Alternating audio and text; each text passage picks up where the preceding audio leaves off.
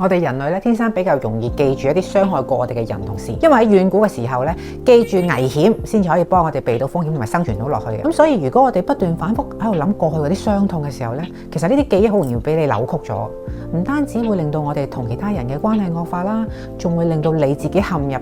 成為一個受害者嘅角色嘅。咁你好難喺痛苦或者日常生活裏邊行出嚟嘅。咁我哋可以點樣做呢？其實我哋可以刻意去觀察呢其他人對我哋嘅善意同埋付出開始啊，再透過啲感恩練習咧，加深呢一個美好嘅體驗。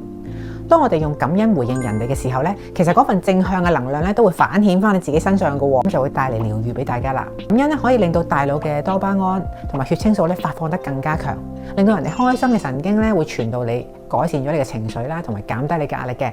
仲可以幫我哋對抗大腦天生嘅負面偏差添。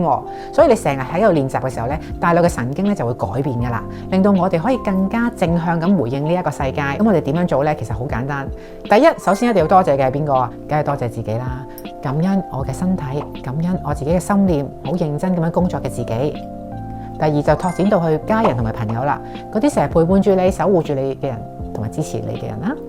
第三就係感恩喺生命中你哋遇到嘅貴人，嚟啟發你、指引你、幫助過我哋嘅人。最後第四係一定要寬恕同埋感恩曾經傷害過我哋嘅人，感恩嗰啲令我哋經歷過磨練。其實因為就係呢一啲挑戰同磨練咧，先至令到我哋成長同埋覺醒嘅。所以感恩咧有強大嘅療愈力量，而人類嘅大腦咧有高度嘅可塑性。我哋選擇點樣去睇呢個世界，佢就會點樣翻嚟我哋身邊啦。不如我哋一齊練習下點樣感恩，並感謝生命中值得珍惜嘅一切啊！